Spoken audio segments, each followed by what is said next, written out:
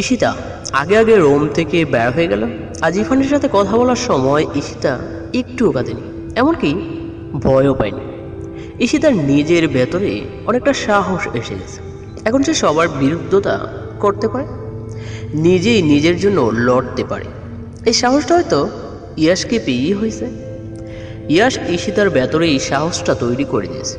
Ishita Rome থেকে বের হওয়ার একটু পর পর ইরফানও রোম থেকে বের হয়ে আসে, আর রিহা সেটা দেখতে পারে। এই ঈশিতার একটা ব্যবস্থা করতেই হবে, নাহলে ও আমার থেকে ইরফানকে কেড়ে নেবে। আমি এটা হতেই দিতে পারি না। ইরফান আমার, শুধুই একা আমার। ঈশিতার শরীরটা আজ তেমন ভালো লাগছে না, প্রতিদিনের থেকে আজ একটু বেশি দুর্বল লাগছে। তারপরও ঈশিতা দুপুরের রান্না করে গেল। নাজমা চৌধুরী আজ রাতের ট্রেনেই বাইরের বাড়ি যাবে। ওনার ভাইয়ের শরীরটা নাকি আজকাল ভালো যাচ্ছে না, তাই ওনাকে দেখতে যাবেন। নাজমা চৌধুরী ঈশিতার কাছে এসে বললেন, আমি চলে গেলে তুই একা বাসায় থাকতে পারবি তো? ঈশিতার সবজি কাটতে কাটতে বলল, একা কোথায়, তোমার ছেলে আছে, রিহা, ইরফান সবাই তো বাসায়। ইয়াসের মা বলল, ইয়াস তো সারাদিন বাসায় থাকে না, অফিসেই পড়ে থাকে সবসময়। ঈশিতা বলল, রিহা তো থাকবে সব সময় আমার সাথে। ইয়াসের মা বলল, ওর থাকার চেয়ে না থাকাই ভালো। ইরফানটা আজকাল যা পাগলামি শুরু করেছে, ভয় হয় না জানি কখন কি করে বসে। ঈশিতা বলল, কিচ্ছু হবে না, তুমি নিশ্চিন্তে তোমার বাইকে গিয়ে দেখে আসো। ইয়াসের মা বলল, তোকেও সাথে করে নিয়ে যেতাম, কিন্তু তোর এই অবস্থায় কিভাবে যাবি? ঈশিতা বলল, আরে মা, এত চিন্তা করো না তো, আমি নিজেই খেয়াল রাখতে পারি। নাজমা চৌধুরী রাতে ট্রেনে যাবে, তাই সন্ধ্যায় বাড়ি থেকে বের হয়ে যায়। বাসায় শুধু রিহা আর ঈশিতা। রিয়া নিজের রুমে বসে আছে, ভাবছে কিভাবে ইরফানকে নিজের করে পাওয়া যায়। ইরফান, আমি তোমাকে মন দিয়ে পাইনি তো কি হয়েছে, শরীর দিয়ে ঠিকই তোমাকে হাসিল করব। আমি আমার রূপ দিয়ে তোমাকে নিজের করে নেব। আজ রাতে আমি তোমার সামনে আমার রূপের জাদু তুলে ধরবো। ঈশিতা অফিসে ফোন দিয়ে বলল, হ্যালো। ইয়ার বলল, হ্যাঁ বলো। ঈশিতা বলল, আজকে অফিস থেকে একটু তাড়াতাড়ি চলে আসা যায় না? ইয়াস বলল, কেন, কিছু হয়েছে? ঈশিতা বলল, না এমনি, বাসায় আমি আর রিহা একা আছি তো। ইয়াস বলল, ও আচ্ছা, আমি চেষ্টা করছি সব কাজ তাড়াতাড়ি করে শেষ করা। ঈশিতা বলল, আচ্ছা রাখছি তাহলে। ঈশিতা ফোন রেখে এক গ্লাস পানি খেয়ে নিল। শরীরটা সত্যিই খুব খারাপ লাগছে। রিহা পুরো রুম অন্ধকার করে বেশ অনেকগুলো ক্যান্ডেল জ্বালিয়ে রেখেছে, সবকিছু ঝাপসা ঝাপসা দেখা যাচ্ছে। অন্যরকম একটা সুগন্ধ আসছে রুম থেকে, মাতাল করা। রিহা একটা নাইটি পরে ইরফানের জন্য অধীর আগ্রহ নিয়ে পড়ে আছে। ঈশিতার শরীর দুর্বল লাগছে, তাই শুয়েছিল। কখন যে চোখ দুটো লেগে গেছে তা ঈশিতাও জানে না। ইরফান মদ খেয়ে মাতাল হয়ে ডলতে ডলতে বাড়ি ফিরে। আজ ইরফান এতটাই ড্রিঙ্কস করেছে, সোজা হয়ে হাঁটতেও পারে না। 2-3 বার পড়ে গিয়েই নিজেই নিজেকে উঠে দাঁড়িয়েছে। এখানে সেখানে কয়েকবার ধাক্কা খেয়ে পড়ে যেতে যেতে কোনোভাবে নিজেকে সামলে নেয়। আজে বাজে কথা বলতে বলতে সিঁড়ি বেয়ে উপরে উঠতে লাগলো। নেশার করে কি সব যাতা বলছে তা ইরফানও জানে না। ইরফান অনেকক্ষণে নিজের রুমে যায়। রুমে অন্ধকার দেখা ইরফান কিছুটা দেখতে না পেয়ে হুঙ্কার দিয়ে উঠল, কে আমার রুম অন্ধকার রেখে রেখেছে, তাকে আমি খুন করব। এমনভাবে কথা বলছে, ইরফান চেষ্টা করেও খুব কষ্ট করে কথাগুলো বলল, বোঝা সম্ভব হবে না। রিহা ইরফানের কোনো কথাই বুঝলো না। রিহা এসে ইরফানকে ধরে সোজা করে রাখার চেষ্টা করছে। ইরফান বলল, কে কে আমাকে ধরলো, কার এত বড় সাহস? রিয়া ইরফানের কানের কাছে গিয়ে খুব কষ্ট করে এইবার ইরফানের কথা একটু বুঝতে পারল। রিহা বলল, ইরফান আমি। ইরফান রিহার থেকে শরীর নিজে টলতে টলতে দাঁড়িয়ে থেকে রিহার দিকে তাকিয়ে বলল, কে, ঈশিতা? নেশার গোড়ো ইরফানের মুখে ঈশিতার নাম শুনে রিহার রাগে তেলে বেগুনে জ্বলে উঠল। আমি ওই ঈশিতাকে ছাড়বো না, জানে মেরে দেবো ওকে। ইরফান বলল, কি বললে? ইরফান রিহার কথা বুঝল না। রিহা বলল, কিচ্ছু না, তুমি আজ ড্রিঙ্ক করে এসেছো। ইরফান চোখ বড় বড় করে রিহাকে দেখে চেনার চেষ্টা করছে। ইরফান বলল, কে তুমি? আগে তো তোমাকে দেখিনি।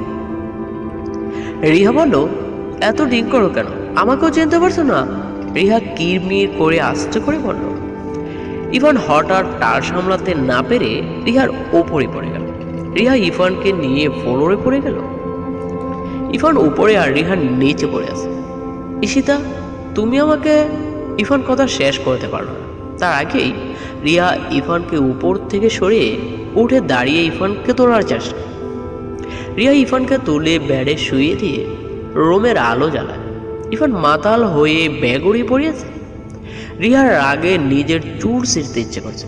রিয়া এত প্ল্যান করার পরও ইভানকে কোনোভাবেই নিজের করে পাচ্ছে না। ইভান তার থেকে প্রতিনিয়ত আরো দূর সরে যাচ্ছে। আর এসব কিছুর জন্য রিয়া ঈশিতাকে দায়ী করে। রিয়া ইভানের কাছে গিয়ে ইভানের পাশে শুয়ে ইভানের গালে হাত বুলাতে বুলাতে বলল, কি কমতি আছে আমার মাঝে? কেন তুমি আমাকে ভালোবাসতে পারো না? কেন বারবার ওই ঈশিতার কাছে ফিরে যাও? একটাবার আমাকে ভালোবেসে দেখো, আমি তোমার সব কষ্ট দূর করে দেব। রিয়া ইভানের হাত রেখে একটু নাড়িয়ে বলল, কি হলো? কথা বলছো না কেন? ও, কথা বলবে কি করে? তুমি তো এখন ঘুমাচ্ছ। আচ্ছা ঘুমা। ঘুমানো অবস্থায় তোমাকে অনেক সুন্দর লাগে। রিয়া ইভানের মুখের কাছে গিয়ে ইভানের ঠোঁটে একটা চুমু খেল। কিছুক্ষণ পর ইভানের থেকে সরে এসে কপালে গাঢ় করে চুমু দিয়ে ইভানকে শক্ত করে জড়িয়ে ধরে পড়ল। সকালে রিয়ার আগে ইভানের ঘুম ভেঙে গেল। ইভান চোখ মেলে এদিক ওদিক তাকাচ্ছে। মাথাটা প্রচণ্ড ব্যথা করছে। চোখ মেলতেও কষ্ট হচ্ছে। খুব কষ্টে জোর করে মিটমিট করে চোখ মেলে থাকে। মাথা জিমজিম করছে। ইভান উঠতে নিলে নিজের উপর ভারী কিছু অনুভব করলো। রিয়া ইভানকে শক্ত করে জড়িয়ে ধরে ঘুমিয়ে আছে। ইভান নিজের থেকে তাকিয়ে দেখে রিহা ওর উপরে শুয়ে আছে। ইভান সাথে সাথেই রিহাকে ধাক্কা দিয়ে নিজের থেকে সরিয়ে বেডে উঠে দাঁড়ায়। রাগে ইভানের গা জ্বলছে। রুমের দিকে একবার চোখ বুলিয়ে দেখলো ক্যান্ডেল দিয়ে সাজানো। রিয়া এখনো ঘুম ভাঙেনি। ইভান হ্যাচকার টান দিয়ে রিয়াকে বেড থেকে নামিয়ে সোজা করে দাঁড় করিয়ে বলল, তোর সাহস হয় কি করে আমার সাথে আমার বেডে শোবা? রিয়া এখনো ঘুমে টলছে, ঠিক মতো দাঁড়াতেও পারছে না। ইভান রিয়ার হাত ধরে জোরে জাকুনি দিয়ে বলল, তোকে বলেছিলাম আমার সামনে না আসতে, এরপরও তুই আমাকে পাওয়ার জন্য এসব করেছিস? রিহা ঘুমের করে বলল, ইভান হাতে ব্যথা পাচ্ছে। কি করছো আজকাল? কি হলো তোমার? ইভান বলল, ব্যথা পাচ্ছিস? আচ্ছা আজ তোকে বোঝাবো ব্যথা কাকে বলে। আমি যেটুকু কষ্ট পাচ্ছি আজ তোকে ঠিক ততটাই কষ্ট। আমার কিছু হয়নি, তুই শুধু আমার চোখের সামনে থেকে চলে যা, তাহলে আমি একদম ঠিক হয়ে যাব। রিহা বলল, আমি তোমাকে ছেড়ে কোথায় যাব না। আমি তোমাকে ভালোবাসি, যতটুকু কষ্ট দিতে চাও দিতে পারো। আমি তোমার জন্য পৃথিবীর সব কষ্ট মুখ বুঝে সহ্য করে নেব। ইভান শয়তানে হাসি দিয়ে বলল, ও ওকে, তাহলে তোর ইচ্ছাটাই আজ পূরণ। আমিও দেখি আমার জন্য তুই ঠিক কতটা কষ্ট সহ্য করতে পারিস। ইভান সাথে সাথে ওয়ার্ড্রোব থেকে একটা বেল বের করে। বেলের উপরে অংশটুকু ইভান হাতে বেঁচিয়ে শরীরের সমস্ত জোর দিয়ে ইভান রিহার শরীরে আঘাত করছে। রিহা কিছু না চুপ করে দাঁড়িয়ে আছে। এবারে এত আঘাত আদর রিহার শরীরে লাগছে কিনা, রিহা ব্যথা পাচ্ছে কিনা তা রিহাকে দেখে বোঝা যাচ্ছে না। ইভান এতদিনের জমিয়ে রাখা সমস্ত রাগ রিহার উপর যে। রিহার সুন্দর শরীরে আঘাত প্রতিটা দাগ গাঢ় হয়ে ফুটে উঠেছে। যেখানে যেখানে আঘাত লেগেছে মনে হচ্ছে এখনই ওই জায়গায় ফেটে রক্ত ঝরতে লাগবে। আঘাতের স্থানগুলো উঁচু হয়ে ফুলে উঠেছে। একজন মানুষ এতটা কষ্ট সহ্য করতে পারে তা রিয়াকে না দেখলে বোঝাই যেত না। এত কিছুর পরও রিহা মুখ ফুটে একটা শব্দ করছে না। নীরবে ইভানের দেওয়া সমস্ত কষ্ট, সব আঘাতগুলো সহ্য করে যাচ্ছে। এভাবে কি ইভান ওর ভালোবাসার পরীক্ষা নিচ্ছে, আর রিহা কি এভাবে ভালোবাসার পরীক্ষা দিচ্ছে? একসময় ইভান নিচ থেকে ক্লান্ত হয়ে থেমে গেল। ইভান হাঁপাচ্ছে, কপালে কয়েক বিন্দু ঘাম জমে গেছে। হাত থেকে বেল নিচে ফেলে দিয়ে ইভান হাঁপাতে হাঁপাতে রিহার দিকে তাকাল। রিয়া এখনো ঠিক আগের মতোই দাঁড়িয়ে আছে, শুধু রিহার চোখগুলো লাল টকটকে হয়েছে। চোখের কোণে বেয়ে গড়িয়ে পড়ছে নোনা জল। রিহা কাঁপা কাঁপা কামড়ে বলে উঠল, কি হলো ইরফান, থেমে খেলে কেন? ক্লান্ত হয়ে গেছো এটুকুতেই?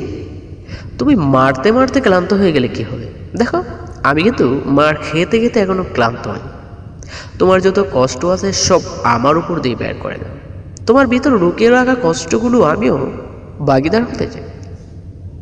ইরফান রিহার কথা শুনে রেগে গিয়ে আবারও মারতে আসলো। পেছন থেকে কে যেন ইরফানের হাত ধরে নেয়।